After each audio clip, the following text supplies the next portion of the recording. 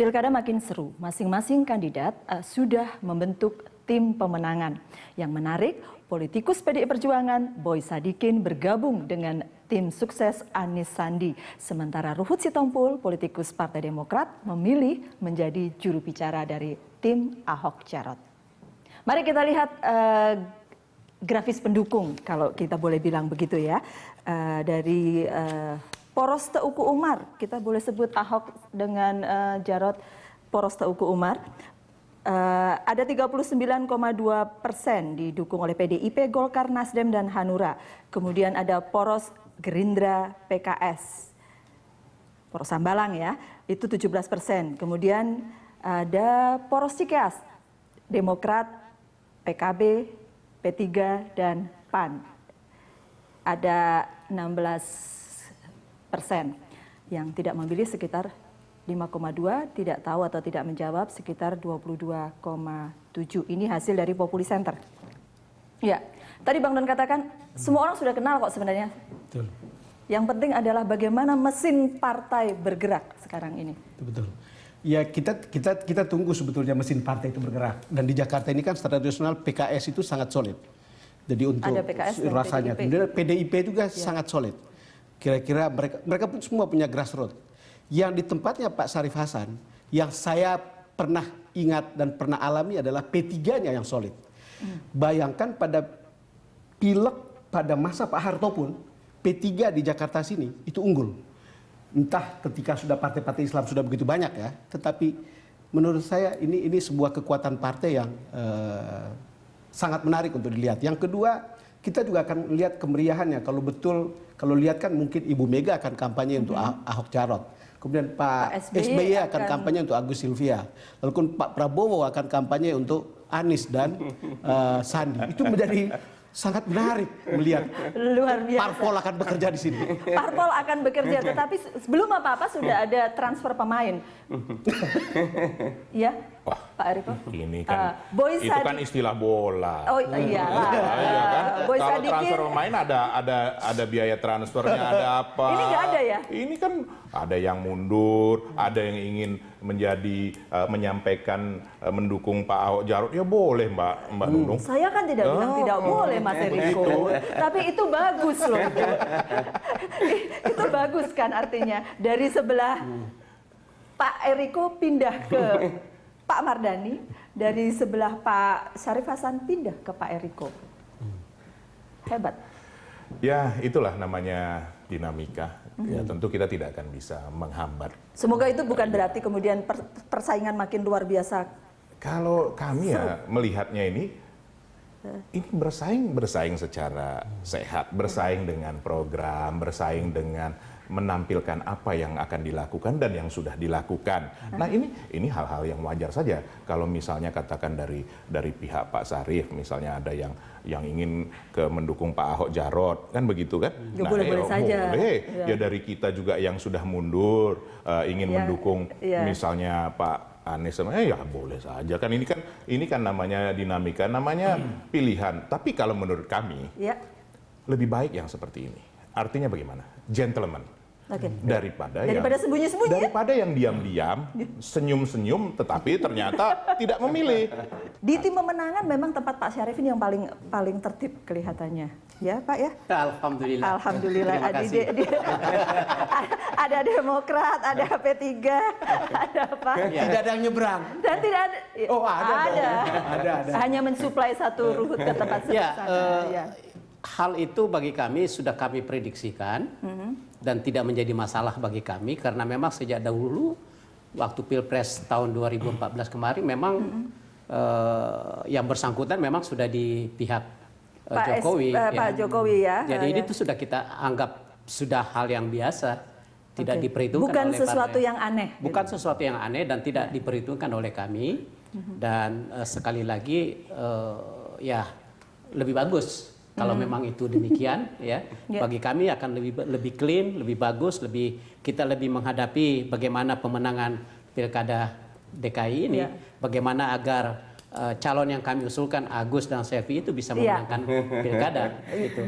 Setiap kali ini langsung papanya soalnya Pak. Jadi kami bersyukur Nung ya, Bang Boy Sadikin ini seperti ada aku bilang a gentleman person.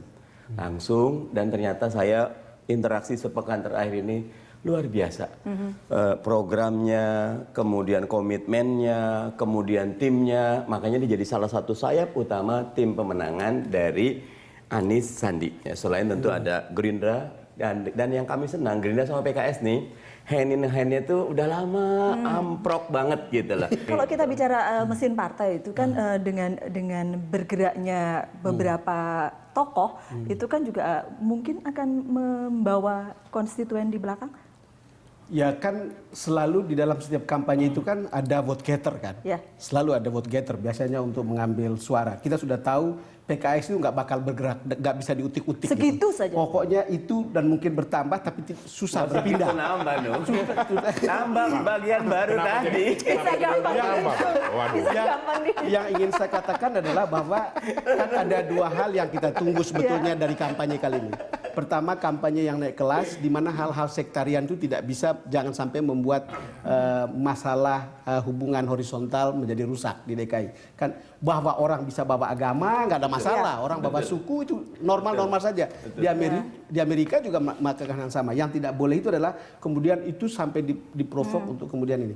Yang kedua adalah kita sebetulnya juga akan ingin melihat contoh bagaimana kampanye yang memperlihatkan figur-figur sukses. Misalnya, kita sudah dengar misalnya dari PDIP misalnya akan menghadirkan Ridwan Kamil, Risma, Anas, dan saya belum tahu dari kepala-kepala daerah misalnya dari PKS atau Gerindra atau dari Partai Demokrat dan lain-lain yang bisa bertarung di sini kampanye untuk sebuah masyarakat dengan kelas seperti DKI untuk kemudian dipertontonkan ke publik tentang majunya sebuah demokrasi kita dan melihat contoh yang jelas tentang sukses.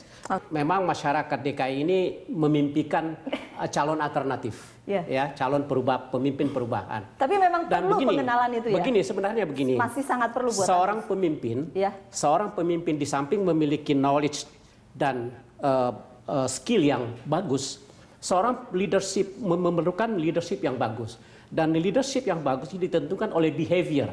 Ini pendekatan ilmiah.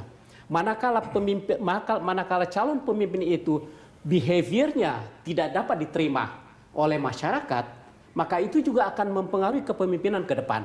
Nah, kami melihat bahwa Mas Agus ini memiliki skill dan knowledge yang sangat mumpuni. Dengan pengalaman 16 tahun di militer, dengan kedisiplinan yang begitu tinggi, yakin akan memudahkan dengan dilengkapi dengan behavior yang dimiliki, itu adalah gambaran calon pemimpin yang betul-betul dikehendaki oleh rakyat.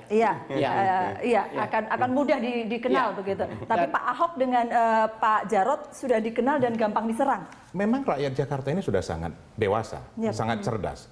Dia tidak akan memilih pemimpin yang dia ini orang tahu, gitu santun. Penampilannya indah, bagus. Tidak. Di sini masyarakat Jakarta memimpin yang jelas, berani, tegas, lugas. Karena menyelesaikan permasalahan Jakarta tidak bisa dengan hanya karena penampilan atau karena apa. Itu satu. Kedua, memang harus yang mempunyai track record. Tadi sudah disampaikan oleh Pak Don Bosco bahwa memang kenapa sekarang kecenderungannya di negara-negara maju ya Pak Don Bosco bahwa calon presiden itu dari gubernur, dari wali kota. Nah, di Indonesia kita melihat kecenderungan hal yang sama. Jadi mereka melihat apakah pengalamannya ini sudah memang selama ini yang didalami atau di masyarakat ini memang sesuai. Artinya kemudian dari daerah ini bisa untuk masuk ke DKI atau kemudian DKI kemudian untuk di tingkat nasional. Nah, dari kalau kita melihat seperti ini memang ini jelas. Oke. Saya boleh sampaikan ada sedikit data tentang kriteria apa yang diminta oleh masyarakat DKI untuk pemimpinnya. Ini data dari Populi Center. Jadi yang pertama adalah bersih dari korupsi, yang kedua adalah tegas, kemudian merakyat, kemudian 5,5% adalah santun dan agamis. 5,2%. Jadi kalau boleh kita sebut 3, maka bebas dari korupsi, tegas dan merakyat. Ya, yang pertama tentu hasil Populi nanti bisa di cross check dengan hasil survei di tempat yang lain ya, di mana kapabilitas dan kompetensi juga paling utama itu. Nah, dalam hal ini kami ingin menggarisbawahi bahwa dalam demokrasi yang sedang berkembang, orang seperti Pak Jokowi, Bu Risma sebetulnya quote and unquote belum memasyarakat. Artinya demokrasi prosedural kita belum sesubstansial melahirkan orang-orang terbaik. Makanya wajar ada Mas Agus yang masuk, ada Mas Anies yang masuk. Buat saya ini masih transisi. Tapi kalau sudah mulai rapi, demokrasi will go on smoothly kalau 6.000 US dollar per kapita kita masih 3 ribuan, jadi wajar. Jadi yang seperti yang tadi Eriko bilang, wajar kalau kita sudah settle demokrasi. Jadi sementara ada yang di luar, malah sekarang ini kami gembira. Politik kalau dilihat survei kepuasan publik always bottom 5 ya. Politisi, parlemen, partai politik saling tidak disukai sama publik. Sama masyarakat, Nah, tentu dengan hadirnya Mas Agus, Mas Anies, orang-orang yang selama ini katakan tidak suka politik. Kalau Eriko sama saya kan memang kenapa menyebutnya cuma 2? Mas Agus, Mas Anies, tidak menyebut Kan, satu ya? Mbak Nunung, dari sini kan itu hati terlihat bahwa ternyata berdua sudah bukan memang ini kan. karena sebentar gini, kalau Pak BTP kan kita sebut juga sebetulnya pindah-pindah tempat. Saya nggak bisa mengatakan dari satu titik, terakhir mengatakan maunya maju independen. Nah jadi saya mengatakan jadi gitu loh. Intinya adalah sekarang bagus, justru publik oke, track record satu, tetapi leadership is almost everything rise and fall on leadership. Dan leadership itu tidak harus di kepala daerah. Leadership di setiap institusi it just scaling up itu. Kalau udah mimpin universitas bagus, Kemendikbud bagus, institusi bisnis Tetap bagus, kampanye, Pak Don. scaling up. Yang di reshuffle ya. Tetap kampanye. Bukan, saya ingin dengar kampanye.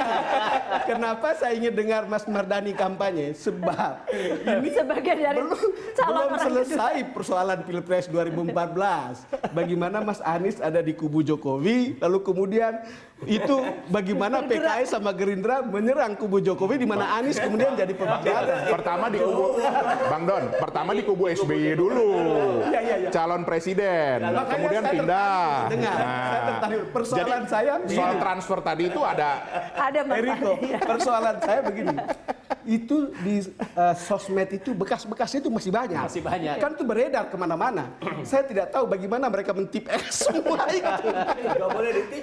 Oh ya, itu harus dijawab dan jawabannya sudah jelas bahwa kelogoan Pak Prabowo dan Anies mengatakan saat itu ijtihadnya pada konteks dan waktunya ke Pak Oke. Jokowi. Nah, So pertanyaan- no problem. Dan Iya. Pertanyaannya- politik kita bagus sehat. Mas tadi pertanyaan saya, akar rumput gimana sekarang? Kalau PKS alhamdulillah. Makanya saya ditempatkan di ketua tim Kalau pemenangan tuh itu biar rapi sebabnya. ke bawahnya. Supaya solid seperti kata Bang Don tadi. Iya, solid. Angkanya Gerindra solid jelas juga. tapi. Kita boleh break lagi ya. Kami akan kembali untuk Anda selepas rehat.